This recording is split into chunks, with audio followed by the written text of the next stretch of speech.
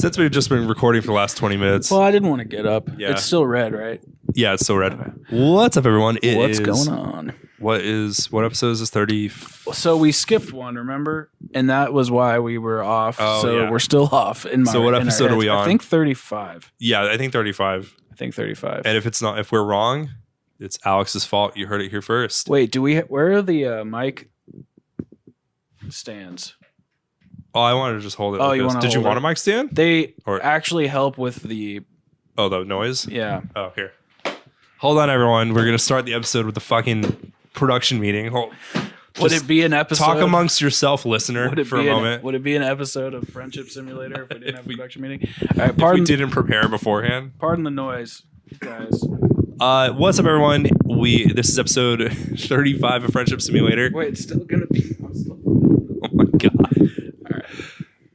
All right. Yeah. Take 3. What's up, everyone? Episode 35 of Friendship Simulator, a podcast about stuff, mostly video games, sometimes about politics, never about politics. I did actually want to ask if you saw the new AOC documentary on Netflix. No. You're not going to watch that, dude? No. The last thing I watched on Netflix was... Actually, no. I'll tell you what I've been watching on my streaming services. JoJo's Bizarre Adventure, but in VR on Hulu. Because I bought a PlayStation VR. Oh, you did? And I found out games make me violently sick. So it's currently listed on eBay right now. Wait, can I try it before you sell it? Yeah. I'd like to. I've just never tried it. I would just like to. It's pretty cool, but the games, I tried the Star Wars game at first, and I had such bad seasickness that I was throwing up. But Hulu has a VR mode, and it simulates a theater or a really nice apartment in China or something like that. So I've just been watching JoJo's Bizarre Adventure. That TV show is so fucking good. I've been starting Rick and Morty. Really? Yeah, I've never seen it before.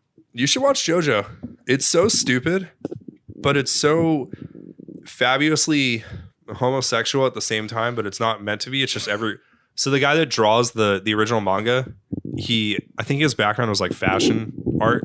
So he draws everybody doing these fabulous poses, but they're all very muscular. Weird. But no one's gay. There's no gay subtext. But if you just look at the image, you'd be like, what is this? But it's so good, the show. It's about vampires. JoJo's Bizarre Adventure. Okay. It's pretty fucking good. But I would really like to try the VR because I was thinking about getting a headset for the computer just to fuck around, but I just don't know if I like it, and there's no way you can really test one. I might. So my brother wants to buy that Oculus, the one that's a standalone one that just got announced. It's not the Oculus. I know what you're talking about, though. Is it Oculus or Vive? Whoever the fuck's making it. It's the V one. Vive? I think it's a Vive. Yeah, well, it's a standalone one. You don't need anything with it. It has the cool joysticks. Yeah, you could literally go into Central Park. I don't know why you'd go there. That's what I heard the guys on Game Informer say. You could go into a park and play. My brother wants to buy one, so if he does, I'm gonna steal it from him, and then he'll probably never use it. He probably never will.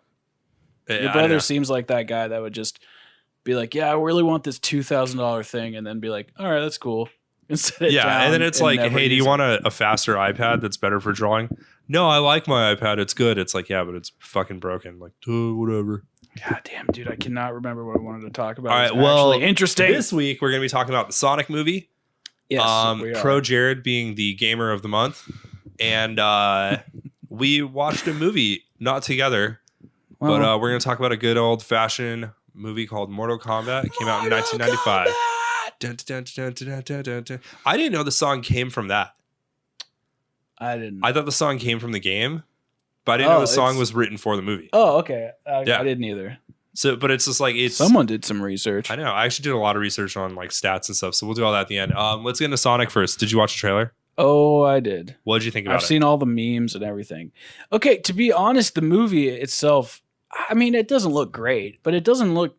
It looks stupid. Like a kid's movie. Yeah, it looks fun. Well, okay, let's go. Kind of wish Jim Carrey wasn't in it, but everybody makes negatives. Let's say one positive thing that you liked about it. I think the guy that's Sonic's friend. Yeah. I forget that dude's name. I'm sorry. The actor, he's a very good looking, square jawed kind of guy. I like that dude. He's funny. And I like Ben Schwartz. I do like that they cast, instead of it being a kid, they cast a man. as like the human protagonist. Like, yeah. because movies like this, it would be so easy, especially for kids, to cast a kid, so a kid can vicariously be that kid in the role. But I kind of like that it's like this cop. Yeah. But I also actually, it's interesting that you said you didn't like Jim Carrey. I thought Jim Carrey was the best part of that whole trailer. I didn't at all. Only because the scene where they're showing you Jim's back, Jim Carrey's back in this funny suit. Yeah. And he's like interrupting that commander. Yeah. That was such a lame scene. That's taken from Austin Powers 1. Yeah. Yes. Yeah. And he's like, zip it. Yeah. Zip it good. Which is a good fucking movie. Which is a great scene, too. It's a good movie. And, yeah, I just can't get that Austin Powers scene out of the my whole head, time man. I'm watching it, though, I'm like, there's one thing, though. The whole time I'm watching that movie, I'm just like, God damn, Jim Carrey's haircut is so good. Well, they made him look awesome at the very last scene when they're showing him look like Dr. Robotnik, yeah. Robotic, yeah, that's right. But I like that he doesn't come out in this fat suit and look like a cartoon character in the beginning. Like, I kind of like that everybody's a human. Visually, it's pretty, the movie. It's like, if you just watch a trailer with no sound, it's like, this is really pretty. But when you hear, like, why the fuck did they cut it to Gangster's Paradise? I don't know. Everyone's getting demonetized. Nothing to do. Or Coolio's getting all their revenue or whatever. Hey, you know what? Whatever. It's a strange movie. I don't even know why you would come up with making a Sonic movie in the first place. Yeah. And $10,000, dude. I bet you $10,000. All right, this is my idea. Mm-hmm. That who's making the movie? Sony, Paramount. I guarantee you, Paramount saw the first Sonic with the teeth and the whatever the way they showed us, and they're like, "This is bad. You guys need to make another one." But we are going to air this one as the commercial, and then we're going to let everybody think that we are redesigning Sonic to be what the fans want. And but because they're redoing it, there's no way a movie that is this far along would just be like, we'll redo it for you guys. So for people that don't know, the director came out on a tweet right after. I kind of got ahead of myself. So the trailer came out in Sonic. He doesn't look like Sonic, we know Sonic. So people are really mad, and the director came out and basically said, like, we heard you, and Sega and Paramount is totally, we're going to go back and rework Sonic. But the movie's still going to come out in November. No way that would happen. Anyone that knows anything about how visual effects and animation work in a movie, like, replacing that it's not difficult, but that is tens of millions of dollars. Exactly. It's the money that yeah, and what you just said there, like, thinking about it and then talking to my brother who's like starting to work in that field, and just kind of like, from what I know about post-production, like, it seems like a ploy. It seems like they put out that first teaser image that showed Sonic not looking like Sonic, and people were like, what the fuck? And then they put out this first trailer, and it's so bad, but it's so bad on purpose that it's like, oh, maybe this is all a ruse. It is. It has to be. And the other thing is, nobody is really mad. Yeah. They're like, dude, this is so ugly. How are these idiots? How do they not get it? Trust me, guys. They get it. Sega is working on the movie. Yeah. Sega famously, like, had a bitch fit about how Sonic looked in Wreck-It Ralph. Oh, yeah. He does look weird. And so did Nintendo. Like, Sega's very protective of their number one IP. Yeah. Who is still one of the most recognizable characters in the world. Yep. They're not going to just let Sonic get all fucked up. Like, yeah, it's totally a ruse. And because they're going to release this new trailer with Sonic looking better, and everyone's going to go like, oh my God, they listened to the fans. Let's go watch the movie. Yep. Because in a world where people are voicing their opinions about everything and people generally get backlash, this is just that they knew they were going to get backlash. The thing is if Sonic came out the way that he's supposed to look, a good way, people would have given it backlash, and then it would have come out, and no one would be talking about it. Exactly. And it's not like Detective Pikachu, where it's like every trailer comes out, it's like, oh, this looks pretty quality and it's getting good ratings. Like, whoa, almost knocked over your lamp. It's cool, dude. My dead grandma's ashes are in there, so be careful. The light bulb that I bought you from Best Buy? No, they're in the lamp. Oh, really? Yeah. That's cool. Was her name IKEA? Yeah. That's awesome. Anyways, IKEA Romanov. Ikea Romanov. That's her name. Yeah. The Swedish fucking communist.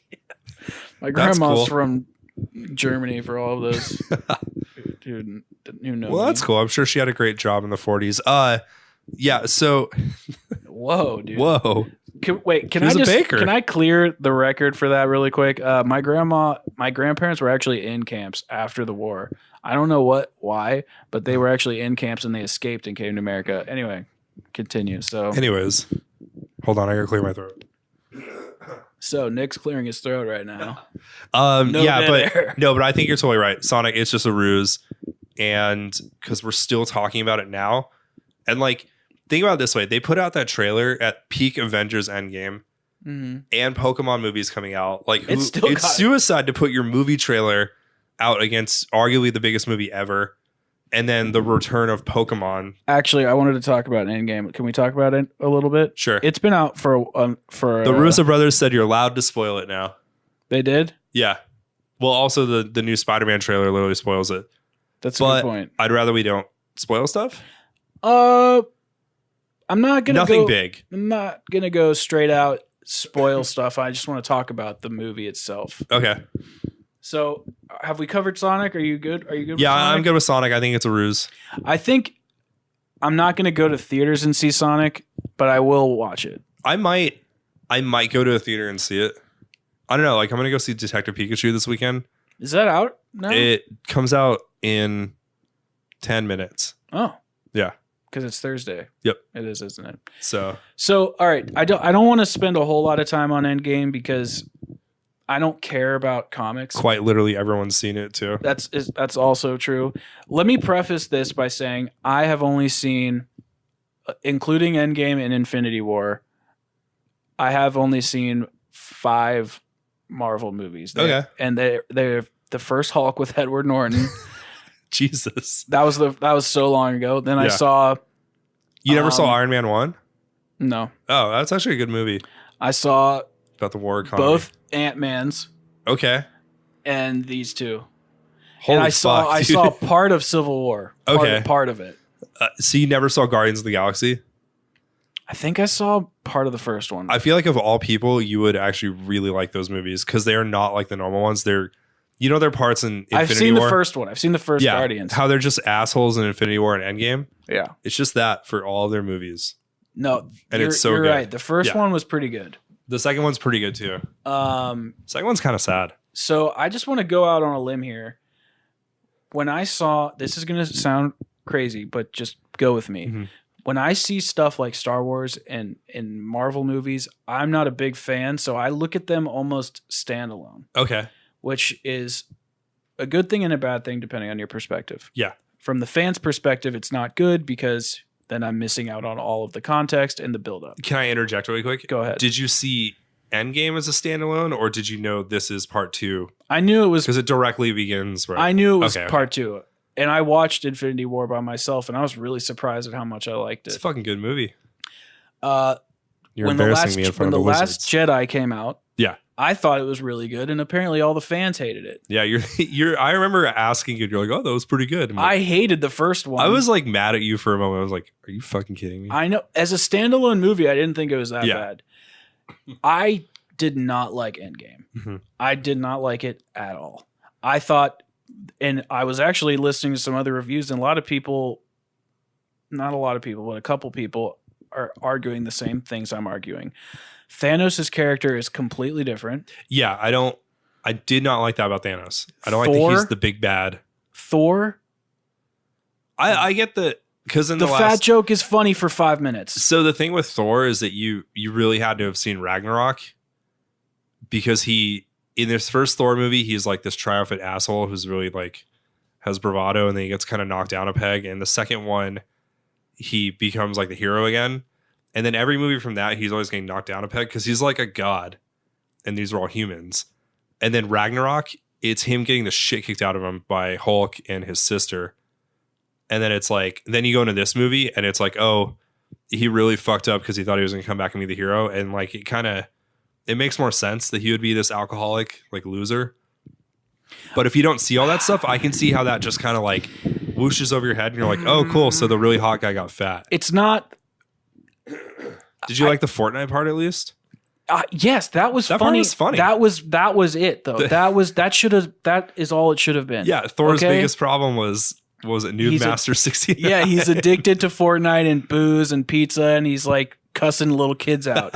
That is funny. Yeah. But that was the only time the fat suit should have came in. Then they continue with it, and the only reason I don't like it, I understand what you're saying about all the context, but directly after Infinity War, he even at the beginning of the movie, he's brewing. He's and angry. Sad. Yeah. He's angry, and he's trying. He just in the last movie, dude, he fucking freed a giant dwarf and moved a planet around. And took a nuclear blast, exactly. like a sun to himself. And now he's just some fat Fortnite loser who's making jokes. I liked it. I like that he finally gets set straight by seeing his mom, which was cool. Like that part was really 2 sweet. hours. Yeah, but that scene at least was really sweet, where it's like his mom knows. She's like, yeah, you're not my Thor, but you're a Thor. I thought that was cool. Yeah, and I like that they always had him paired up with Rocket, who is so the opposite, who's just like, just get over it, let's go. Yeah. And then Rocket implies that he sticks Natalie Portman with a stick to steal her goo. What the fuck was that scene? No, there was that some part funny. Was so funny. The Rocket or whatever the raccoon's name. He's cool. I like the character of Rocket, where like whenever they talk about how absurd, like the two humans, Hawkeye and Black Widow, when they talk about how absurd their life got, they always tail it with like, yeah, but I get emails from a raccoon now, so like literally nothing can be. That did you like that scene when they were competing who could kill themselves? Like, wait, when they were getting the Soul Stone? Oh yes, no. There's parts about it that I liked. All the Hawkeye stuff was cool, and I like that. Hawkeye is one of the best characters in the movie. That. Yeah, I like that Ant-Man comes as this like outsider because he's the outsider in Civil War, and then he's even the more of the outsider because he just wasn't around. Well, what about the scene where Iron Man just figures out how to save the world in 5 minutes on his laptop? Oh, I know. That's stupid. But I will say, this is okay. Let me just explain what I think the movie should have been. Okay. All right. In Infinity War, you have this character, Thanos, who is going through this crazy time where he thinks what he's doing is meaningful and will help the planet, and you empathize with him, and you see how strong he is with his convictions, and you believe him, and so you follow this guy. They should have done that with Iron Man. Yeah. Because now he's in the same position with his daughter. But they just like they say, "Oh, we'll figure out how to time travel, but everybody will be safe. Don't worry. Don't worry, guys. Everybody's safe." Yeah, I didn't like that when they kill Thanos in the beginning. He's like, "Hey, you can't undo the snap, so it doesn't matter." And I think it would have been better if they like that kind of resonate with them. Like, you know, we really can't undo stuff. We have to live with this, but. Then again, all the time travel was pretty cool. There's cool effects and there's cool shit about it, but it should have been. They should have paralleled Iron Man and Thanos, saying and letting the viewer go, "Wow, they're the same character, but who's in the right?" Yeah. Yes, who's really the villain here? I do like. I think the most creative, and once again to talk about Austin Powers twice in one episode, the most creative way to talk about time travel. I don't think. Oh wait, Austin Powers. Well, because Austin Powers doesn't. I'll explain in a second. But whenever they were like, the time travel thing was getting kind of messy explaining it, they just said, "Well, is it like this movie?" And it's like, no, it's not like Hot Tub Time Machine. No, and like that was funny. But that was also a really creative way. So when you're watching, you're like, "Oh, this isn't Back to the Future rules." Okay, take that out of my brain. And it's kind of like Austin Powers when Austin wakes up, and he's like, "Well, how was I asleep for this long?" and asking questions, and the general guy just looks at me. He's like, just stop asking questions. And he just looks at the screen and he goes, okay. Like it was totally that kind of thing where it's like, all right, I'm going to stop asking questions and just let this happen. And let it be. And I think time travel movies need that. And this is one that did it really well. Yeah, dude, I don't think what they did was necessarily bad. I just thought there were certain things about the story with the characters that did not line up. And I thought there was so much fan service that it got in the way of the actual movie. Hawkeye being a samurai though was fucking rad. Dude, Hawkeye, not Natalie Portman, Scarlett Johansson. Yeah. Those characters were great. Captain America's character was pretty good. The other thing that I didn't like, and this is just the anti-SJW in me, okay, why is Captain America going, all right, black robot Birdman, you're the black Captain America now, and handing him his shield? So and something else happened. I forget. Yeah, so it's because you didn't watch Winter Soldier. If it's relevant, then it's actually super relevant. Then tell me that. Okay, so in Winter Soldier, he gets introduced, and he is like the Birdman. Yeah. Birdman gets introduced, the rapper. But in Winter Soldier, Captain America kind of goes rogue, and it's actually it's a really kick-ass like spy movie. It's so not Marvel, but the whole thing is that like this guy is like his conscious almost like. Every time Captain America, like he throws a dude off a building, this guy catches him and throws him back on. And he's like, you can't do that. And so it's kind of like him. Every time he's on, he always does the right thing. So him being Captain America makes sense. I mean, he doesn't have the superpowers of Captain America, so I don't know what the fuck they're gonna do. Yeah, but neither does Bucky. Isn't Captain America? I mean, again, you can do whatever you want, but if you're just changing the person and the race of the person and the powers of the person. So, they set up. Then that's not the same person. So Disney Plus announced a TV show that's going to star him and Bucky. And so it's like once he hands off the shield, it's like, oh, that's what the show's going to be. And it's like a 6-episode little one. And this is Scarlet Witch show. I do like that Scarlet Witch came back and just like almost killed Thanos by herself. Her Captain Marvel are probably the most powerful. She's the most, and Black Panther. She is the most powerful character in Marvel, period. Until you get to like gods and stuff like that. But in the MCU, she's stronger than Thor. Who's the most powerful? Can you explain something to me about Thanos? Yeah. Why? This is going to be kind of a long question. It's just because I have to explain different things. So in Infinity War, he is so powerful because he's like he's a demigod, right? He's just a tough alien dude. Okay, so he's a tough alien dude, but in Infinity War, he's super tough because he has the power of the stones. Yeah. And he gets more powerful every stone he grabs. When you're first introduced to him, he has the purple one. 2 stones or 1 stone? He has the purple one, I thought. Yeah, he has the purple stone, but also to show how strong he is without the stone, he beats the shit out of Hulk without even trying in the first movie, remember? And you see that he already beat Loki and Thor. So he's pretty tough on his own. Okay. Because at the end of at the end of the second movie when they're fighting, he could take on everybody by himself. So it's not the Infinity Stones necessarily. No, those give him superpowers. And he was holding back Captain Marvel, and then he finally used the stone to knock her into space. So it was like, okay, this is how strong the guy is, and it kind of shows how strong he was going back. Where it's like, yeah, Captain America could not have beaten him. Okay, that makes sense because that pissed me off. And that's why in the first movie he's impressed when he fights Spider-Man,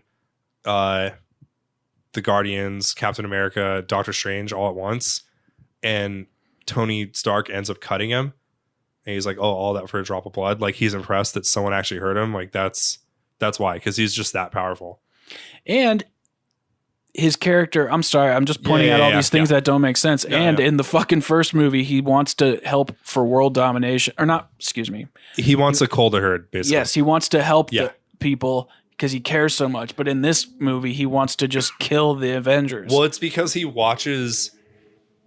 sees that he won. He won. I was fucking yawning when it happened. He sees that he won, and then he also sees that he gets his head cut off. So he's like, oh, they're ungrateful.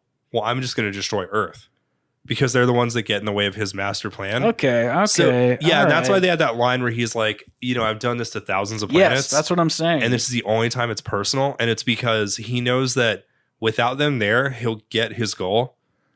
And he's like, oh, this will be perfect. Everything will be fine. But this one planet of heroes keeps getting in my way. And like Captain Marvel in the beginning, when they're like, where were you? And she's like, not every planet has you guys. So you know that, okay, every other planet sucks. And then Earth has like everybody.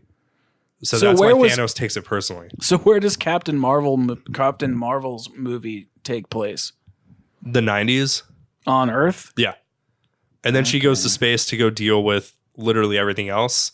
Because in Guardians of the Galaxy, it's a big universe. Do they have barbers in space? I think so. Yeah, Okay. yeah, they do because Thor gets his haircut by Stan Lee. Hmm. Did you like the Stan Lee cameo? I thought it was like a CGI old one, right? His final cameo was this one. So they filmed him a long time ago for it. Yeah. Wasn't he driving in a car or something? What was it?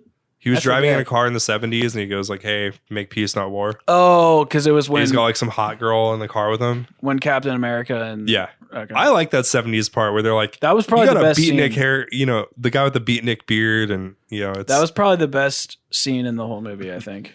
Well, now that we've talked about that, I'm sorry. I had a lot of questions. No, it's fine. I had a lot of questions. I can talk about that movie all day. I just didn't think it was that good. I can talk about Marvel movies forever because I am so happy they exist because superhero movies fucking sucked. They did suck for the longest time, and like people are like, "Oh, Marvel movies are like entry level fucking casual." I saw that, dude. I was laughing. Like, dude, you fucking idiot! Like, I got in an argument with someone on Twitter because they're like, "Oh, it's just casual gamer content." And it's like, no, Carl, RPG end boss, you fucking dumb idiot. I know. Like, I saw you even put you finished your sentence and then you put a lol period, like that sarcastic "fuck you" lol. Like it's like, dude, Nick's mad because it's like, well, that guy always posts this. So he's like, oh, all these fucking people, you're not even true gamers. I game all the time. I've been gaming since the 90s, and it's like, listen, dickhead. You were fired from Niche Gamer because you fucking sucked at writing and you're an asshole. I actually have a bone to pick with you on Twitter about something you did on Twitter. What did I do? So you retweeted that girl who told some dude, so she told his mom. Yeah. Why'd you retweet that? Do you not know? That was funny. Do you not know the story? No. Oh, man. That girl is a fucking... Oh, really? She's not a good... human being. You know what? Even if the girl is bad, I always like it when someone just like, "Hey, you're being really shitty online. I'm gonna send it to your parents." Did you even click the story? No, I just I read the two things. You should read the actual tweet or the conversation. It sounds like it seems fake. Yeah, but I mean, it probably is. I understand. It's okay. It probably is because reading it, I was like, look, it's a good joke, and it's a great headline, and it's a good payoff. But I don't think it's real because, like, it's so convenient that it's like, oh, the mom. Well, first off, how'd you find their mom? Anime avatars like Carl, RPG End boss, tend to not have any of their info out. All right. So you found their mom, you DM their mom, and then turns out he's 30, living in her basement. 37, yeah. Like, get better at writing. Okay, all right. I'm glad you don't support her and you don't even know who she is. No, I just saw it as like, you know what? This is an okay payoff. But it's like when you joke like, I'm going to get some fresh air and you pull out a pack of cigarettes. Like, it's like, okay, whatever. There's a whole controversy right now between her, Skill Up, and the Quartering. Well, I got to support Skill Up because he follows me on YouTube. So no, dude, you got to support the Quartering. Skill Up is being... Well, he follows me on Twitter. Skill Up is actually... I'm bummed. Really? I thought he was one of the cool ones. But now he's not. And he's white knighting for the girl that you retweeted. I want to know why Skill Up follows me on Twitter. Because he was already popular, and then I followed him, and he followed me back, and he only follows like 400 people. He only has, I mean, no offense to you, Skill Up. Yeah. You're a very talented guy. You're probably not listening to this. I don't know why I'm addressing you. But 500,000 subs it's popular. I'm not saying he is bad. He's very good. I love his reviews. Yeah. But it's still at that point where you are down to, like, you can still mingle with the commoners. Yeah. If that makes sense. I think him hitting 1 million will be quite a feat because he does stuff like that's at like a higher tier than like IGN or like Tech Raptor. He'll get there because he, like, every review he does, he also literally makes a magazine for that review. Like, he'll make an article, but he formats it like a magazine. Oh, wow. So it's like 10 pages long. So and like no one does that. So he's not getting like the casual, like, gamers are this, like ProJared. You want to talk about him for a minute, or you want to just gloss over that and go to Mortal Kombat? It's kind of a shitty topic. Shitty as in he's a real shitty person, and I think I don't know, man. Mental abuse. It makes me sad. Here, how about this? I'll just put it this way. We're not going to go into details, but trying to make your wife sign an NDA because you got caught cheating and gaslighting your wife for years and soliciting nudes from underage girls makes you an asshole. And I am so glad to see him getting taken down. Yeah. Also, the I fact don't even know who he is. He makes like I was saying, like unlike Skill Up, where it's like there's reviews that are really good and really well thought out. His are not that. Okay. But he got really popular because he was doing it years ago. Yeah. So basically, so it's like old fuck blood, him and fuck that kind of behavior. When your wife says, "Hey, maybe you shouldn't run a private Snapchat to get nudes from your fans that are underage girls," and your response is, "You're just body shaming me, and you're body shaming everyone else, and it's your problem. This is why you have mental issues." God, I hate. And then you gaslight her into like wanting to commit suicide. Like, fuck you. This is just one of those deep leftist SJWs who is truly evil. Yeah, at his core. He is. Reading it, because I'm always very skeptical whenever anyone says anything online, and I'm like, all right, well, let me look into this. And then reading more into it and seeing the things he says and seeing the nudes and the screenshots and stuff, it's like, oh, this guy is a like master manipulator, and he's just very bad. Well, he got popular, and then he used his popularity. You know what?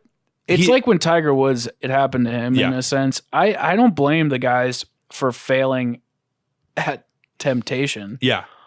But when you add that other stuff onto it, when you're just a bad guy. You know, when you're caught by your wife and you're like, okay, I'll get a divorce and be good, but you have to sign an NDA. Yeah. It's like, what the fuck? That's a weird thing. Like, that's a true sociopath.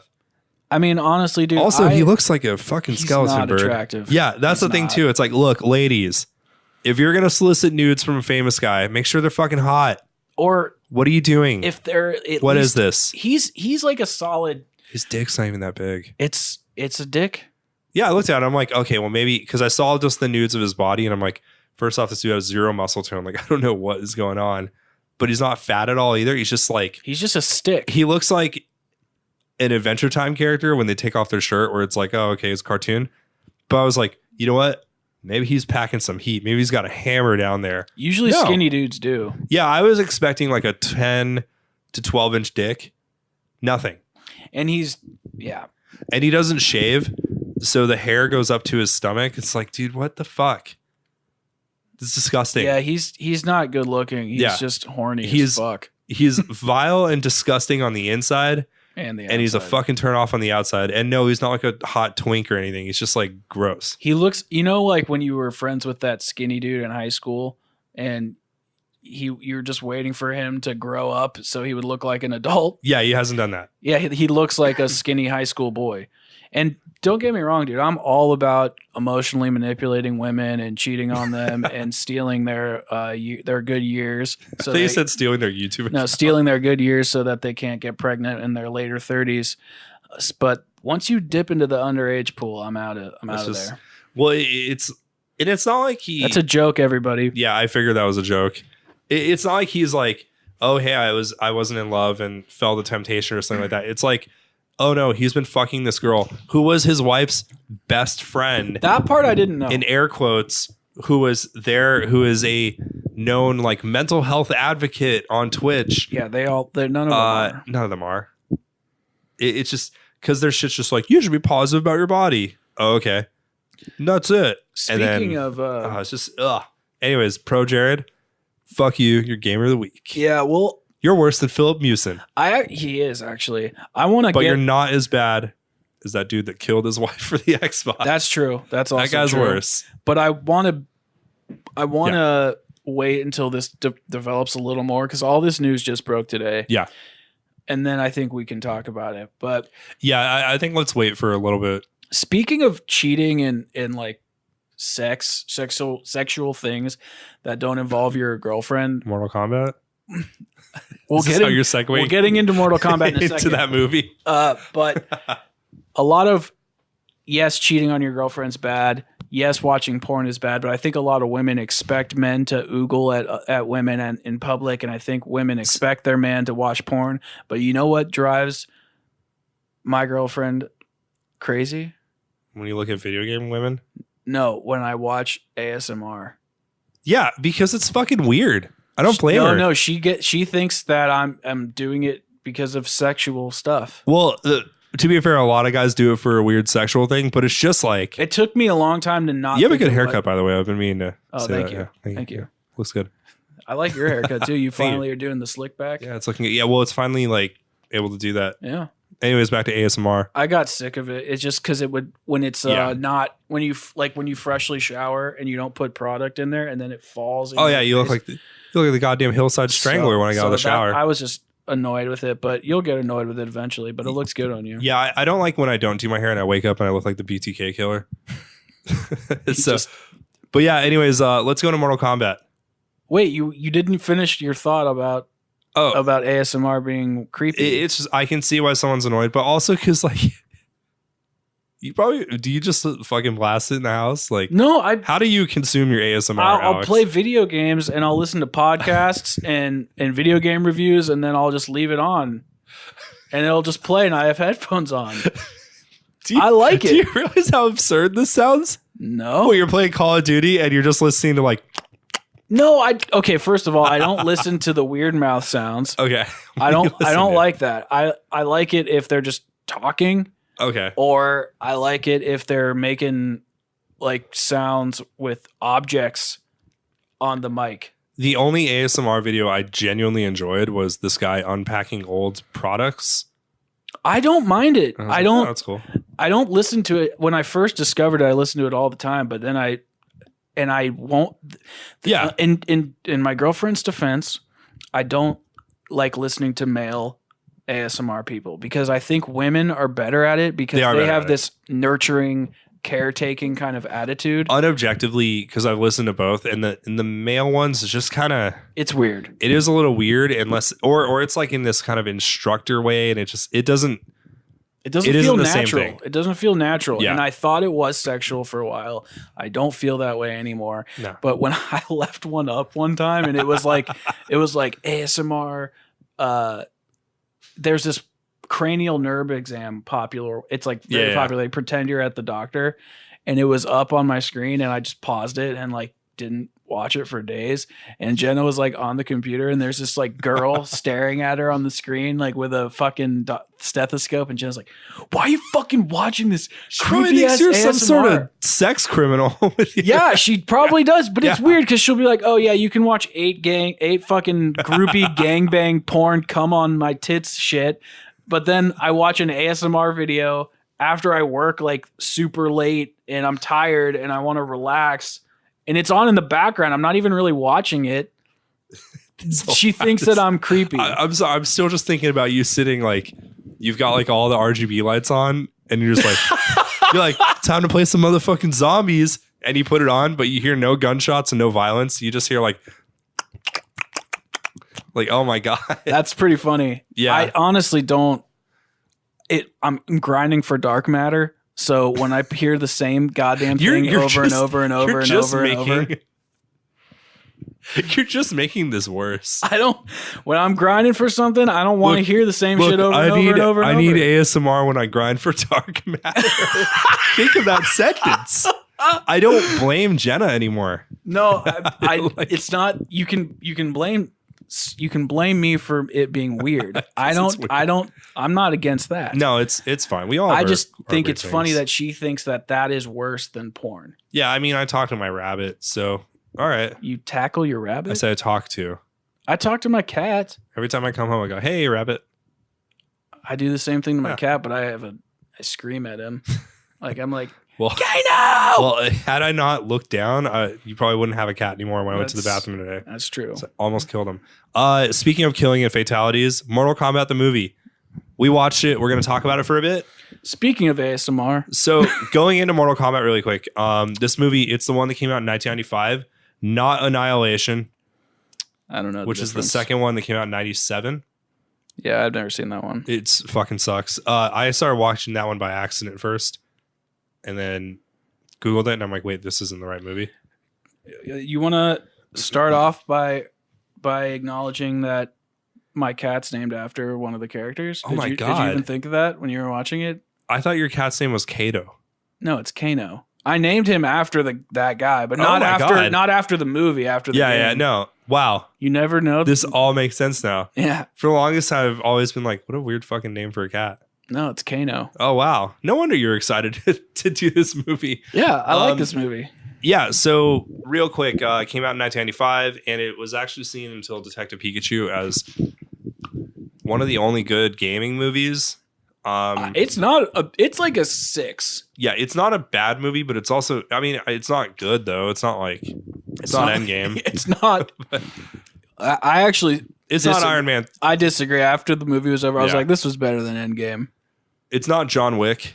It's not what's that movie? The Departed. You got it. Yeah, it's not The Departed.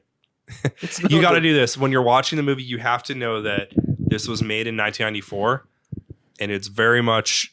And I'm going to say it right now, Generation X. Generation. But it's very early Generation X. So it's like when there's techno music, like if you thought The Matrix was bad, this movie takes it to 10.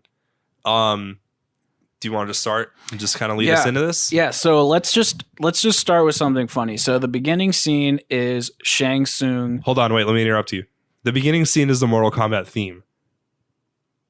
What do you mean? Wasn't that it? The theme plays in the beginning? Well, no, you started and I think the dragon shows, but then it's Shang Tsung beating up Liu Kang's brother. Okay. Yeah. And he's killing him to get his soul. And it's funny because Jenna's like, we're sitting there and she goes, "Why is he hitting that little kid?" And I was like, "What the fuck?" I was like, "That's Liu Kang's brother." She didn't understand. So to preface this really quick, when I watched the movie, I watched it in Taiwanese. I don't understand. And because I was like, I'm not paying for this movie, because I went in remembering that it sucked. And then I got about halfway through it. I'm like, wait, this is actually kind of good. So then I rented it. And then today I was watching a bunch of fight clips just to kind of refresh my memory. So yeah, continue. So anyway, it was just funny. Never mind. It's not as funny now that I say it. Well, when he's punching him, like I'm kicking the shit out of this kid. Not just kicking the shit out of him. He like twists his arm and they're just like crunch, crunch, crunch, crunch, crunch. Like these horrific noises. Which, by the way, that would not hurt. No. Can we just be real for a second? So let's just start with the premise of the movie. The premise of the movie is Shang Tsung, who is the character from Mortal Kombat, obviously. Yeah. In the game, he can change into any character. It's like one of his special abilities. He can change into the character that you're playing as or another character. And in this movie, they explain that by he collects souls when he kills people, and then that soul gives him the ability to change into any person that he has collected, essentially. Yeah. So the movie starts out by showing you him killing Liu Kang's brother. Liu Kang is pissed. He wants to get Shang Tsung and kill him as in revenge. So Mortal Kombat, the tournament, comes around this year. They're going to bring all these world-renowned fighters. So they get Johnny Cage, Sonya Blade, and Liu Kang because they're immortals. Real quick. So it's also about, like, to make it really simple, Earth and Hell. I was just getting to that. So and it's one of the best movies to use the title of the movie in the story because they're facing in Mortal Kombat. Yeah, it makes sense. If what is it, NetherRealm? Well, they actually did a good job with the story. Yeah, it all makes sense. It's actually like surprisingly watching this movie, I'm like, this is fucking good. It's not that bad. There's some parts where I'm just like, boy, this part's real fucking stupid. But then I remember the time that it came out and I go, yeah, this would have made sense for 1995 though. Like it was a lot. Yeah. Yeah. But so the whole thing is that they have to win 10 fights. They've already won 9. Yeah, the bad guys. The bad guys have already won 9. And then if they win, then they can take over the Earth. Yeah. So where they live, it's just all creepy skeletons and it's a pretty bad place. Metal saws and shit. It sucks. And then the reason Liu Kang, Johnny Cage, and Sonya Blade get chosen is because out of the people in the Hell area versus Earth realm. These are the Earth realm. Liu Kang, Sonya, and Johnny Cage are the only true mortals that can compete against them. So we're introduced to Liu Kang in the beginning having a bad dream. Yeah. and then weird like one colored apartment from the nightlight outside. You can tell they're just like, we need to make a set in 5 minutes for this one scene. And we go, ah. And then they used to do that shit all the time in the 90s where it would be like one light outside their window. It's weird seeing this stuff. Yeah. You know? Well, and it's interesting though, because let me say this movie has some of the worst sets I've ever seen, and then some of the best. Where it's just like, okay, all the budget went here, and they're like, we have $4 to shoot this scene of you waking up. So they just went to some crew member's apartment. Well, so I think talking about the scenes is very important. Yeah. But what is interesting about those scenes is the choreography. Yeah. What was up with that? Let's go through the introduction really quick. Okay, so what about it? Johnny Cage gets introduced. He is a famous Hollywood actor who feels bad that he's an actor because everyone's like, you're not a real fighter. And it turns out, spoiler alert, he's pretty fucking good at fighting. And I like they did this thing that some movies pull it off well and some don't. And they actually pulled it off where like you're in this serious scene and then it goes kind of serious for a couple minutes and then it breaks when someone goes like cut.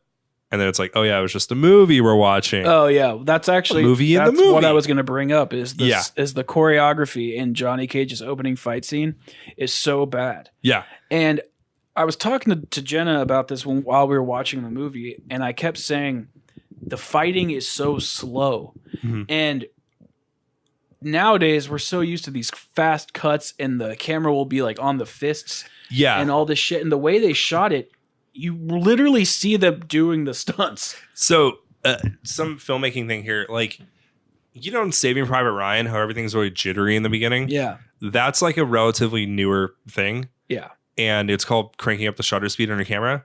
They didn't do that back in those days. So now when you watch a fight, you ever notice that it's very shaky and jittery? Yes, it covers up a lot of that. Yes, because it's so boring. Yeah. To watch it normal. And like Hong Kong, like action movies were doing it sort of at the time, but American ones weren't because it was very like, I don't know, I guess we were stupid in the 90s. Well, they just didn't do it yet. Because there are some whenever Liu Kang's fighting, it's very good. Well, because he's actually good. Well, and then he did a bunch of like kung fu movies beforehand, and he's this big time actor like in Asia for that. And like watching him fight, it's like, oh, this guy's like Jackie Chan good.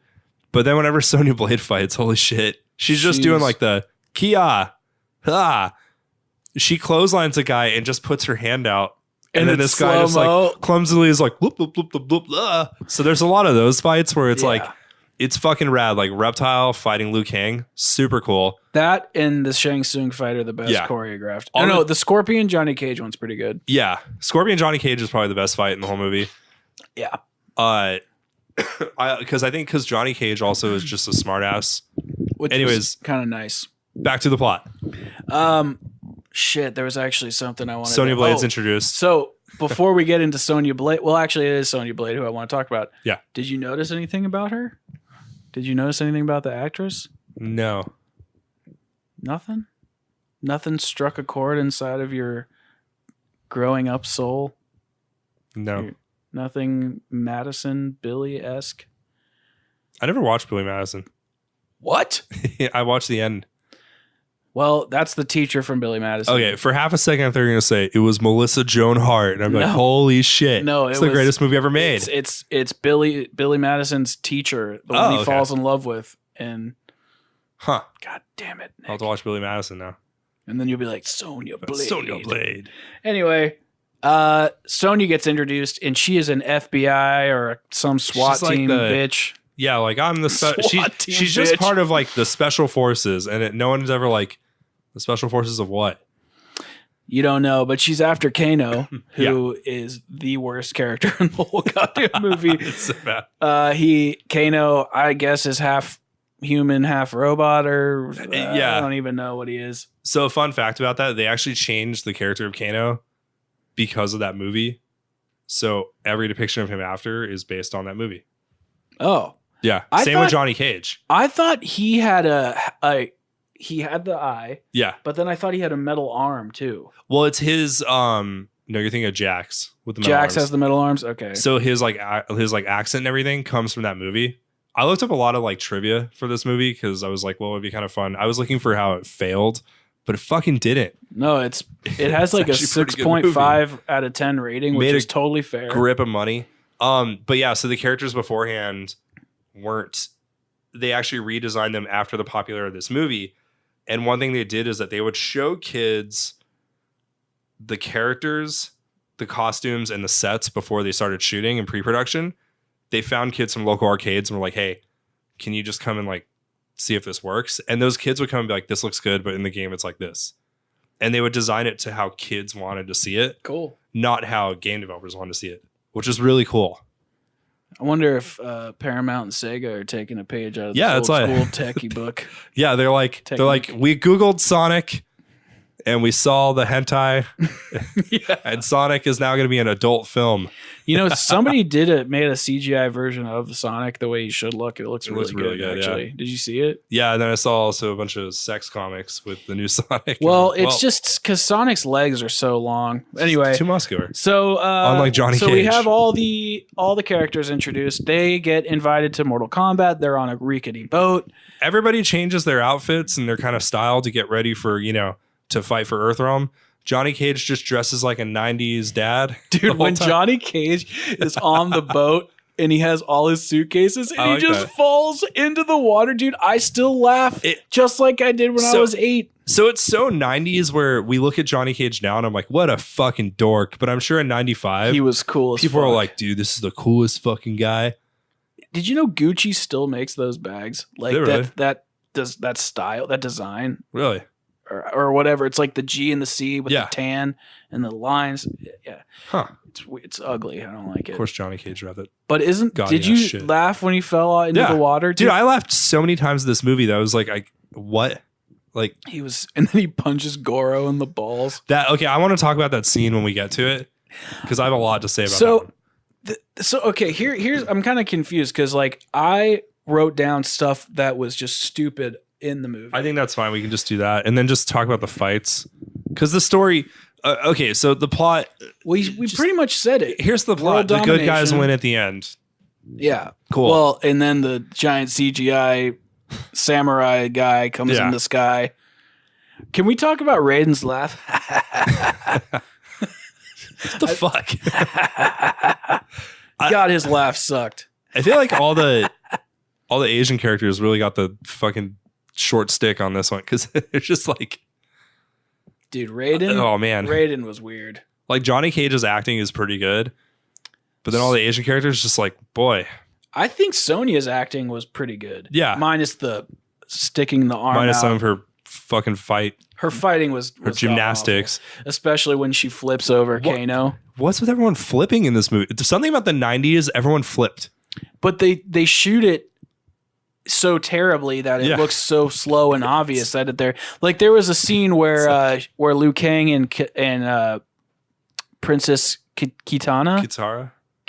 Kitana, yeah, okay, Princess Kitana, they're fighting in the sand and she flips him and I'm like, that is so obviously a choreographed stunt. Oh yeah, no, there's some where it's just like, well, it's like when they fight all the ninjas when they first get to Goro's Diner. Yeah. Goro's Diner. I like these sets. That's what it was called. That set was looked like it was from Hook. You remember when they're sitting at the table? Oh, it was from Hook. Imagine, Peter. Did you see that real quick? Did you see that newest Peter Pan movie where they're singing sea shanties, but it's old punk songs? No. Oh my God, it is so bad. They sing like Blitzkrieg Bop. Blitzkrieg Bop. But it's like thousands of pirates sing. It's the fucking worst thing I've ever seen in my life. Anyways. Imagine, Peter. Let's talk about the music really quick before we get into it. Was just the Mortal Kombat song 300 times. Dude, it's the Mortal Kombat song, and when you think of 90s techno, like the second they're like, time to fight, you just hear it's just like, holy shit. Yeah. But it's so goddamn loud, too. Did you notice when they were in Goro's Diner fighting, they showed Johnny Cage doing the same kick twice? Yeah. I was like, you guys used the same scene or the same frame. Twice.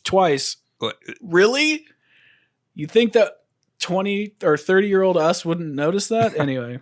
So we're onward. So, okay. Johnny Cage opening fight scene is so fucking terrible. Choreographing is fucking awful. It's what I wrote. Did you get the thing when the director is like, when he's walking off the set and he's like, I don't know why I thought this was so fucking funny. The director's like, if you leave at the last shot of the movie, I'll go back to directing traffic. I don't know why, but I heard that and I had to pause because I was like, oh my God, that is so well written. What the fuck is this pretty movie? Funny. And the other part is like Johnny's walking away and he's like, Johnny, come back. I love you. And he's like professing his need for this actor. Oh my God. So the CGI. Yeah. I wrote CGI sometimes good, sometimes bad. Sometimes the worst CGI I've ever seen in my life. So the first CGI that I really noticed was decent. Yeah. Was when they, what is it? They were on the boat and then it starts thundering and lightning. And then Raiden's like, it has begun. And then all of a sudden Shang Tsung's like, it has begun. Yeah. And there's like colors swirling. They went a little over the top with it, but if they would have been a little more subtle, it wouldn't have been that bad. It wouldn't have been that bad. Yeah, I think basically whenever Scorpion did his effects, I didn't think his hand opening was that bad. I think what bothered me is that his skin peels up, but it's so slow that it's just like, had it been a little bit faster, it would have been more convincing. That's this whole movie. The whole movie just needed to be sped up a little bit. If you watch it on YouTube at 1.5 speed, you'd be like, dude, this is like John Wick. Yes, like, and it would have been the appropriate time because 2 hours for this movie, fucking long. Dude, this movie is almost as long as Endgame. Yes. Keep that in mind. Yeah. Oh God. Yeah. So with the effects, like you have some shitty effects, like the fucking lizard thing, reptile. Yeah, reptile. Like, what the fuck is that? Like, but then you have Goro, where it was a 120-pound costume. Yeah. And they CGI'd some parts, but the rest was done like a Jim Henson puppet, and that looked fantastic. But then with Reptile, it's like you couldn't have just made a puppet. Yeah. Or implied that Reptile went in his body. Or you could have just made Reptile a human who can do all that shit. Yeah, he should have just been a human and like had a big tongue. It was like, Did you notice that Reptile, Sub-Zero and Scorpion were the same guy? Yeah. I don't think they were the first scene where they were together, but then when they were fighting, it was the same guy. You can tell they paid for one guy that can do all that. Reptile was not the same, which I thought was interesting because it's the same outfit, just green, yellow, and it's blue. just a color swap on the games. Yeah. Reptile was always my favorite. Yeah. The other thing that was funny, and then we're going to go back to CGI, but this was on the boat. In the boat, we've been talking about the boat scene, even though that was always my least favorite as a kid. Anyone listening is about, did they ever leave the fucking boat? They did. They did go to Goro's diner after They did this. for the credits. Yeah, they got a bite to eat and then got back on the boat. Yeah, they did. But Raiden is giving this speech on the boat. Yeah. And he's talking. So just to give some context, in Asian like fighting movies, there's always something Kung that Fu the character films. has. Yeah, Kung Fu. Asian fighting. Wow. Asian fighting movie. I'm an idiot. Got them Asian fighting movies back in Ohio. They always have, the character always has something they have to overcome from the master. The master teaches them all this shit, and then it's the hero's journey. It's like pride or whatever, you know? So Raiden's giving this speech to them saying how they're not ready. Mm-hmm. And he's saying like, you know, you have to overcome things, set things aside like your ego, and sometimes you'll need help, and you got to set revenge aside. And every like thing he says, when he says ego, the camera pans to Johnny. When he says you need help, sometimes it goes to Sonya. Yeah. And then when it goes to revenge, it pans to Liu Kang. I'm like, Jesus Christ, a little on the nose there, huh? Like, we get it. Each of these characters has their own thing they need to overcome. Yeah. And I'm like, just thinking, when did that go away? But you got to remember, this is the 90s when I know back whenever someone from the Orient would talk in a film, they would go woo woo with the fucking pan flutes and stuff and wind. Oh, like the flulu. Yeah. For some reason, whenever but Raiden was white. I know. So I'm just saying, or if they said anything vaguely Oriental, like I'm just saying the time. Yeah. That so when they had do cliche shit like that in the 90s, it was totally fine. Yeah, I'm saying what I'm asking is when did that go away? Like if I was going to say, I think when movies got good, you know, Nick, The Matrix probably. People have to get over stepping on people's cats in the bathroom, and then the camera pans to you. It's so fucking obvious, like that. He was talking about Liu Kang when he said revenge. I don't need the camera to pan to Liu Kang for me to be like, holy shit. I think all these like kung fu action movies changed with The Matrix and like Equilibrium. Mm-hmm. And like, what's Equilibrium? Which one? No, was that? What was the one where the two guys shoot at each other and the bullets hit each other in midair? That's Matrix. No, it wasn't Matrix. It was after Matrix. Anyways, when like those movies came out, they stopped with like the whoa, tell me wise sensei, what do I do next? And it was more of just like, how do I kill everybody in the room? Like, I don't know. I just think that people just wanted movies to get faster because it's 2 fucking hours long.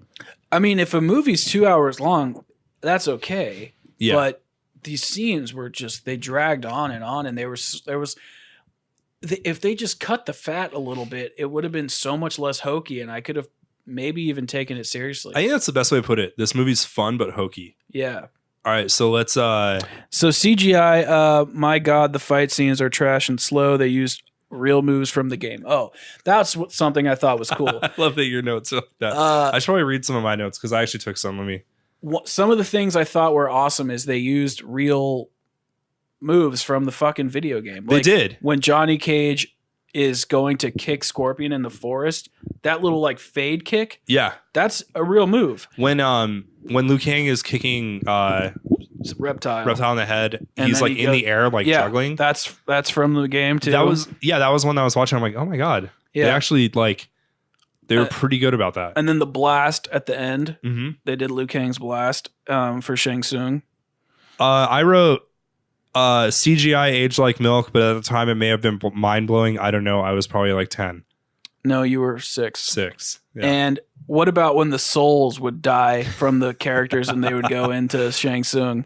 Which one was your favorite? know what effect was worse. That or when Scorpion and Sub-Zero were like separated, but they weren't blown away far away into like a wall. They were just kind of like casually kind of floated with these balls. When they're facing Sonya. Wait, what? In the beginning. I got up for like 1 second. That might have literally been when I got up. They face Sonya and they get pushed away. But it's so slow. In the boat? Is this on the boat? God damn it. Yeah, I did get up for that scene because I remember because Shang Tsung's trying to like get them to fight on the boat. Yeah. Fuck the boat. Well, what did you think? Which one was your least favorite? There was the soul of the black dude. Well, there was actually 2 black dude souls. The one with the dreads that's fighting Liu Kang on this beach, and then there's the one that fights Goro. You mean the black dudes that weren't in the games prior to that? So you just went, well, they're not going to their souls getting taken was funny. The black dude with the dreads, his body just turned gray. And then the black dude fighting Goro, his soul escaped and went into Shang Tsung's eye. Oh, God, the CGI, the effects were just so fucking either or. So I have to admit, the effects were bad, but some of the cinematography is really pretty in this movie. Yeah. Where there were shots where it was like, man. Like when Goro and Johnny Cage were on the ledge. Yeah. That could have actually been a cool shot. Most of when Johnny Cage and Scorpion meet in like that forest. That was cool. That was really cool because you see this symmetrical line with all the trees and Johnny Cage walking, and then they're facing each other like and then Scorpion comes out from behind a tree doing a cartwheel. Get over here. They use sound. I get why they did it. In 1995, it was probably a good idea. And they're like, let's use sound bites from the game. But watching it now on my iPhone. It's not oh, you watched it on your phone? Yeah, I just hear, get over here. And I'm like, his mouth didn't even move. I know where it's from. Oh my, why didn't they just have the actor yell it? It's the same line, but they literally used the clip from the game. And it sounds so shitty. Well, what I don't understand is, yeah, they did use that clip from the game, but then when they're fighting in that fire area, like with all the ladders. Okay, when they're fighting in there, did you notice that there's just one clean metal pole for Johnny Cage to do backflips on? Yes. So they're in this area and they're fighting, and it's just a destroyed mess of bones and ladders and wood and sharp metal and just kind of just gross. And Johnny Cage gets up on the top ledge, and Scorpion's, his line is, get over here. Yeah. But he looks at Johnny Cage and he goes, come down here. And I'm like, it's like, what? What? That's not his line. So they had to have put that in the movie. Yeah. But for some reason, I just became a 12-year-old boy for a second. I don't know. I get that they did it because I'm sure in the theater at the time, people were like, oh my God, he said it. Fuck. Yeah. But looking back now, it's just like, really? And then it's not Avengers Assemble. Well, you know what they did get accurate was when he took off his mask. Yeah. It's a skeleton. Yeah, they actually got that right. Cool. And he could breathe fire and stuff. which is cool. But then they made him have such like a retarded character. They made him have like lava blood. Yeah. So let's. That fight is so fucking good. Which Scorpion? The Johnny Cage Scorpion fight.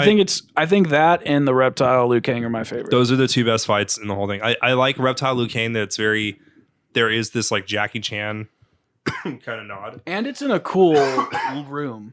Like when he spins around on like the spike thing, it's like whoa. They didn't need to like show all of it, but they sure did. They sure did. Like they weren't wasting time. This whole movie was showing you everything. Like we shot it. It's going in.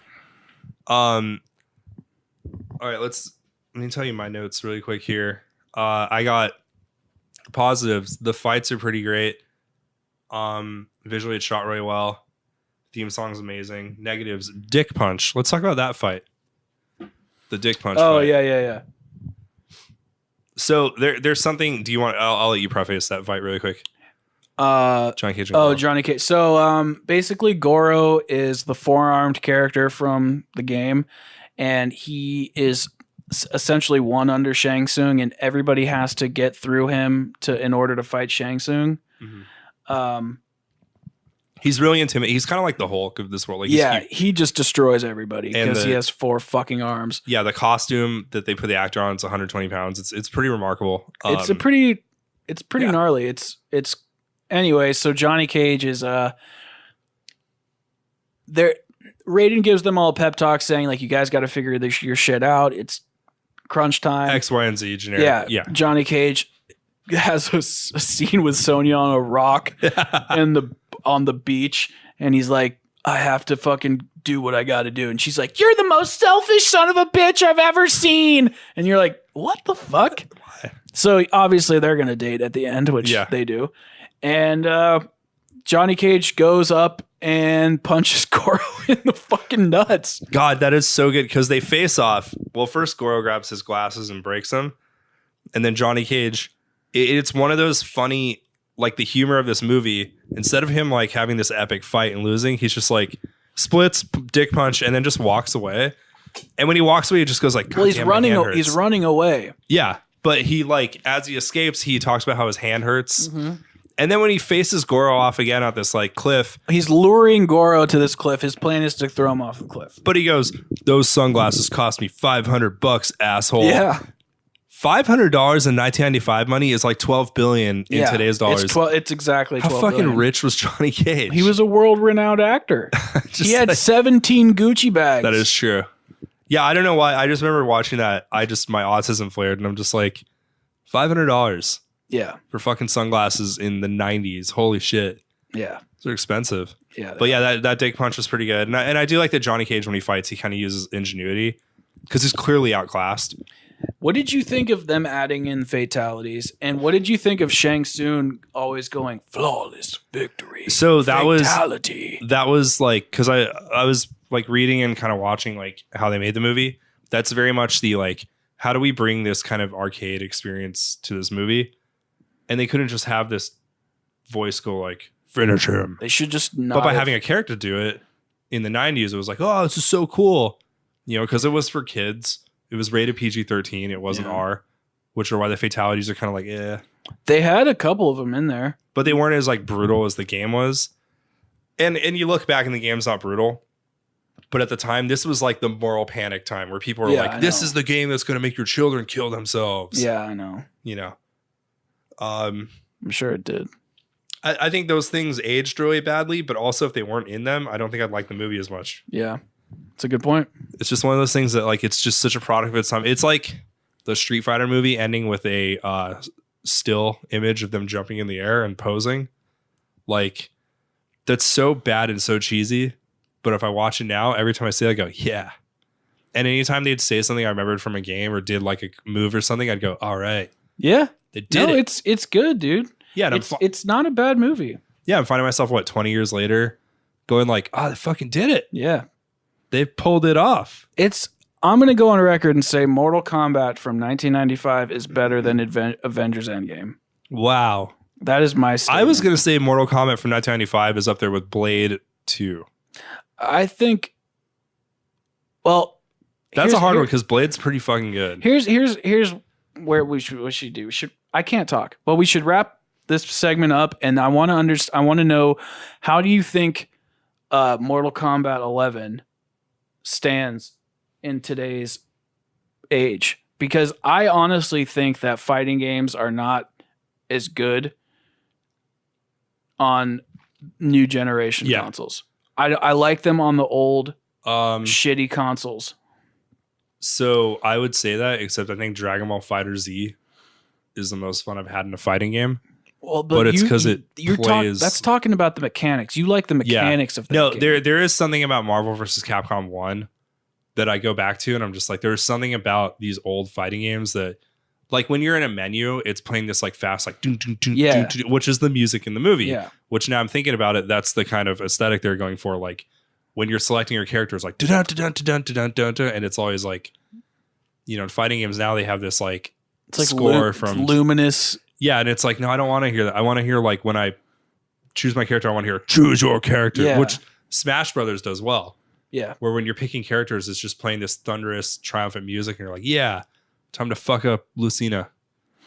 I just think that Mortal Kombat now, it's not as good. It's not cheesy anymore. Mortal Kombat now has turned from like a fun fighting game with the stupidest story ever to just like gore porn, where all the fatalities are so over the top. It's so ridiculous. And they're achievable to do. When I was a kid, you had to remember like down, back, X, Y at the same time, RB, LB. Yeah, left, and your down, fight up, conditions down. had to earn the fatality too. And then you only had 3 seconds to do it. And then if you did it, then you got the fatality. Now you can pause the screen, check the fatality list, and see what moves you can pull off. Or you can put on an easier mode that helps you. And it's just like, it's not as fun. And you have to do fatalities to earn stuff. And they've added a microtransaction system and a grinding system. That's not what it was about. And Mortal Kombat added that brutality mode where like you hit someone so hard, you'll see the X-ray of their bones breaking. Like, I think it's cool every now and then. It's cool. It's a visual spectacle. Yeah, but when you're fighting and you're grinding and you have to keep doing that stuff, it loses its charm. Yeah. So it's because we're dirty millennials and we don't understand Gen Z's love for violence. Or it's just like, Mortal Kombat wasn't really about the violence though. It was gory and graphic and there was violent stuff in it, but it was not to this extent. And going back and playing those old games, it was more just having this cool, weird, like ominous setting. Not Street Fighter. Playing kind of like, dark. And you just play with your fucking friends. Playing techno and metal, and it was like, yeah, mom, I am gonna kill myself. Rebellious. It was rebellious. Did you see the soundtrack for this movie at all? No. Let me look it up. There's actually, it's all like heavy metal and techno. You've got like Typo Negative, Fear Factory, Napalm Death. I haven't heard of any of those bands. Really? No. Oh, they're like, okay, well, Napalm Death is like you got all the sick bands. No, it's like legendary thrash. It would be like if you made a movie now and you had like Metallica on it and like bands of like that caliber where it was like, whoa, you got these guys on that. So would it be like getting the lead singer of We Came As Rum? So it would be like getting BTS. He's dead, by the way. I just made fun of a dead guy. It would be like if we made a horror porn movie now and we got BTS to do the soundtrack. Be the best movie ever. Yeah. So I'm gonna show you some fun facts about the movie. How do you think it did in the box office? I don't think it did amazing. I don't think it broke records, but I bet you it made money. All right. Just guess. Oh, I don't know how much did Avengers Endgame do? Well, it's heading to $3 billion. So. Okay, so what's the average? What do movies make? How about this? Its budget. Guess the budget of the movie. $66 million. $20 million. Okay. And this is 1994, so $20 million, and they shot a lot of stuff in Asia. I bet you it made $100 million. $122 million. Okay. And that's not including post-release sales, so VHS, DVD. Me renting it on Amazon last night. On Amazon, me pirating it off the internet and seeing some fucking ad for pornography in the corner, and then renting it on YouTube, which is just a laborious task to rent off YouTube. You know you can rent whole seasons of South Park on YouTube? Yeah, it's fucking really difficult to rent shit on YouTube. Yeah, they have a terrible system. I just thought it's not like Amazon. Yeah, so $122 million. So it actually made a ton of money. It was the highest rated video game movie until Rampage came out with The Rock. Ugh. And then now until Detective Pikachu. So, but that shows it had been around for 20 years. I don't think it's fair to say Avengers Endgame or Detective Pikachu or Rampage beat out these other movies. I don't think it's fair because that's like saying, oh, my dad makes more money than your grandpa did back in the day. It's like, well, a tank of gas was $0.25. So what's your point? Inflation just screws it all up. I bet you The Godfather. Well, yeah. And all those movies are still up there. I think, what is it? It's Gone with the Wind. Made like $1 billion when adjusted for inflation. Yeah, why we need to do that? Yeah. I mean, well, and I think that counters weird because Titanic technically was in the box office for 5,000 days. And it was at the number 2 spot. What does that mean? It was, you could see it. It came out when Leonardo DiCaprio was young. And then it came out again in 2012. But technically it was in the box office for 5,000 days. So it took 5,000 days for it to make $2.2 billion. Wait, can something stay in the box office? No, like it just went out and then it got re-released and they counted that towards its box office earnings. That's not fair. It wasn't fair at all.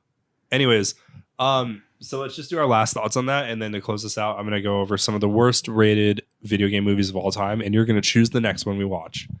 Ooh, all right. So what would you recommend this to other people? Yeah. And I think it's a fun movie. Like, I had fun with my girlfriend last night. Who's your favorite character in the whole movie? And favorite fight? Favorite fight is Scorpion, Johnny Cage / Liu Kang reptile. So that's my favorite too. Who's my favorite character? I guess Johnny Cage. Same here. His humor, I think after seeing Endgame and watching this, I was like, there's a lot of that Marvel humor in this that, like, the first time they see Goro's shadow, Johnny Cage is like, hey, Sonya, we're going to stay here. Yeah. You go see what that was and come back to us. Yeah. And she just looks at him and it's like, what good writing. That's like, no, it's a good fucking movie, guys. Yeah. He wasn't like, whoa, like crazy. He was just like, he would say the funny stuff that you'd expect. Like, yeah. All right, you go see what that was and we'll stay right here. When I was a kid, Liu Kang was my favorite, but as an adult, Johnny Cage. Like his big bad, like he tells the big bad guy, you broke my $500 sunglasses, asshole. Like, you know what would be funny is if this podcast picks up and this episode picks up and gets somehow into like mainstream video game news and it gets covered and somebody reviews it from like Kotaku. And they review Mortal Kombat and they're like, white nationalism plagues Mortal Kombat even in the early 90s. Oh my God. All right. I would recommend it to anyone. It's fun as fuck to watch. And the humor's just Did you watch it with your girlfriend? No. You should have. She doesn't want to watch stupid movies with me. Oh, that sucks. We played Mario Kart though. That's fun. Yeah, I forgot how fucking good that game is. Which one? The one on Switch. Oh, okay. It's a pretty rock solid game. It's I'm having a stroke. All right, lowest ranked video game movie on Rotten Tomatoes with a 1%. Alone in the Dark. I didn't know an Alone in the Dark movie came out. Isn't that from 64? Or am I thinking of Perfect Dark? Perfect Dark 64, but there was an Alone in the Dark game around then. Okay. It was directed by Yui Ball. Remember that name? House of the Dead at 3%. Directed by Louis Ball. Yui Ball. Louis. Yui. He just puts on a mustache. I am Louis Ball. Hollywood director. Yeah. House of the Dead famously is a movie where because the game came out on the Saturn and the Dreamcast, where when they're shooting zombies in this movie, they just cut to footage from the Dreamcast that's in 4:3. And the movie's in 2:4 with letter bars. So it looks so weird. And then for about 12 frames randomly. 2:4. So isn't that thinner? That's the black letter bars on the top and bottom. Oh. That's the cinematic aspect ratio, 2:4:1. And what's the other one? 4:3 is the old box.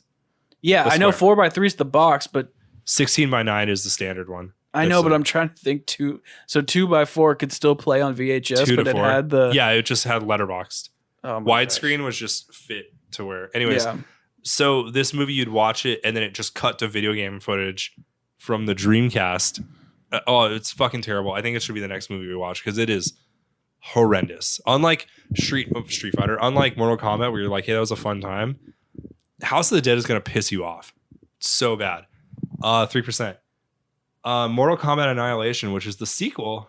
I never saw that one. Has a 2% on Rotten Tomato, and because I accidentally started watching Mortal Kombat Annihilation, the movie's awful. It's okay. It's so bad, and it's totally like we didn't realize this first movie did well. Let's make this. Oh, by the way, we're not going to bring any of the people that were like made the last movie good. We're going to go as cheap as possible and cash in. It's pretty awful. That Mortal Kombat movie was an anomaly. It is an anomaly. So, Blood Rain, 4%. Do you remember that? It was about a vampire that killed Nazis. Sounds directed by Yui Ball. Yep. This guy's on a but mission. It's got Michelle Rodriguez and Ben Kingsley. Who's funding his ideas? I don't know. Okay, so we had one for Silent Hill, which I thought was good. That was from the late 90s, early. Yeah, that's right. Yeah, but the game is from the PS2 era. Yeah, I liked that movie. Those games are scary as fuck, and I thought that movie was cool when the guy rips the woman's skin off and throws it at him. I don't remember that. I just remember her going outside to like this fenced area, and the world was like totally different. And I think the problem is that those movies are so atmospheric and so fucking scary to this day. I mean, those movies, those games, and this movie was not. It was very 2012, like let's go kick ass, and then boom, boom, boom, boom, boom, like that. It's got an 8%. Was not directed by Yui Ball though, so sorry. Was it Louis? Yeah, Louis came in and did this one. Street Fighter the movie is at 11%. Have you ever seen Street Fighter? I don't remember. I feel like Street Fighter we have to watch together. It is so bad it's good. Okay. But it's so much fun. So it's Raul Julia's last performance, and do you know who he is? He was the husband in Addams Family. And he's also this like really well-renowned like Academy Award-winning actor, like truly one of the greatest actors of all time. And he did Street Fighter because he was dying of cancer, and his kids loved Street Fighter. And he's like, well, if I do this movie, they can come with me, and it's a really cool thing for them. So I'll do that for them. Wow, what a great human. But near the end of filming, he could barely move. But he was M. Bison. Oh, no. So they propped him up on a practically dead corpse of a body with wires and had to fly around and fight Jean-Claude Van Damme. Oh, my God. It is so bad because you think, oh, this is such a sweet story of a guy who like just wants to spend the last, couple months of his life with his kids. And then coked up Jean-Claude Van Damme in the 80s is like, I'm going to get you a bison. And the whole point of the movie is that he wants to make his own economy with bison bucks. Dude, it's fucking awful. Okay. You might like it. Not directed by Yui Ball. So, Pokemon Forever has 16%. I've never seen any Pokemon movie. Detective Pikachu is supposed to be good. I'm not going to be able to watch any Pokemon movies, so we're not going. They're pretty bad. Assassin's Creed has an 18%. I Isn't actually that new? really, Isn't that yeah, from 2014. 16. I really like that movie. Okay. So I'm in but it's not directed by Yui Ball, unfortunately. And then we have here, this is one that I do not agree with no matter what. Resident Evil Apocalypse. I think those Resident Evil movies are fucking good. I was actually going to say, I've never seen those. I would love to watch those. Do you like the Fast and the Furious movies? I mean, or do you like movies like that are just, they're not supposed to be taken seriously and they're just stupid? Yeah. That's what Resident Evil are. It's Mila Jovovich just being the hottest woman on earth, as she is, and just being this person that can't die or lose ever. So she's basically Keanu Reeves, and it's like 10 movies. Is John Wick based off of a game? No. Oh, okay. It's just made from stunt people. All right, let me go through. And then finally, the classic, Super Mario Brothers from 1993. I don't think I could watch those. That one is one of the worst movies of all time, but there's a whole documentary on how it was made, and it's fascinating because it could have been so good, but then Hollywood got in the way. All right. So what movie do you want to watch next? I actually would like to watch Resident Evil, but it seems like you really, really, really want to push what was it called? House of the Dead? House of the Dead. So I think just because the Resident Evil movies, there's like 12 of them. I figured if we did Resident Evil, we would pick 2, and we would watch like the first one and then the second one or something. Yeah. I don't know. I don't want to watch 12 of them. I'll watch one or two. Well, here's the thing with Resident Evil. The first two basically follow the game storyline almost to a T, but with new characters. Everything after that does not follow it. It's its own story, but they'll bring Leon Kennedy and Chris Redfield and stuff in it. And they don't look like how they do in the games at all. Chris Redfield is the skinny brother from Prison Break. Wait, the main character? Yeah. Who is fat now? No, he's not fat. Yeah, he is. From Prison Break? Oh, I think you meant Chris Redfield. Yeah. No, he lost all that weight. He got fat, and then they redid the show, and he lost it all. Yeah. Oh, okay. That's pretty weird. He just, I don't know. He's just bored, I guess. He was like, I love Subway. Eat fresh, dude. It's got to eat fresh. So, what would you like to pick? I think House of the Dead.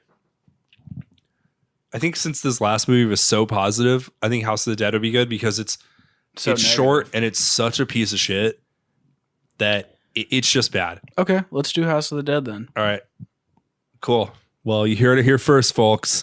Any last words before we end out this unusually long episode?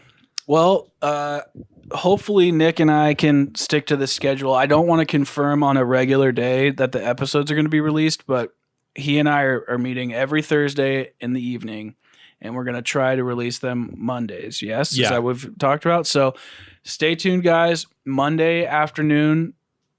Yeah? Yeah. We'll be releasing Monday episodes. And then for these like kind of movie talks, I'm going to try to cut them up and put them on YouTube. Okay. So as their own separate entity. Would you like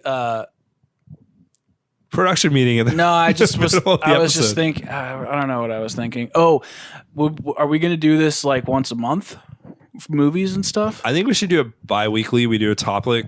A topic. That sounds gross. Topic time. Next week's gonna be real right strange. I think we should do a topic and a movie. But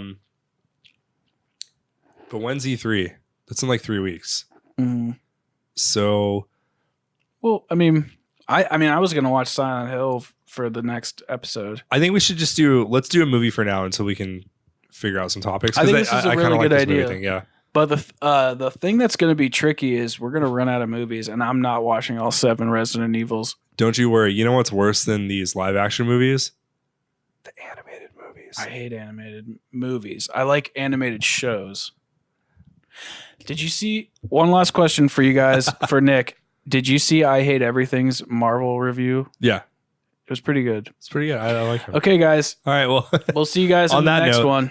Be sure to like, comment, subscribe, and RPGN boss. Don't be a gatekeeper because that's normie. I don't know what that means, but all right. You'll know. Goodbye. Do the right thing. Bye.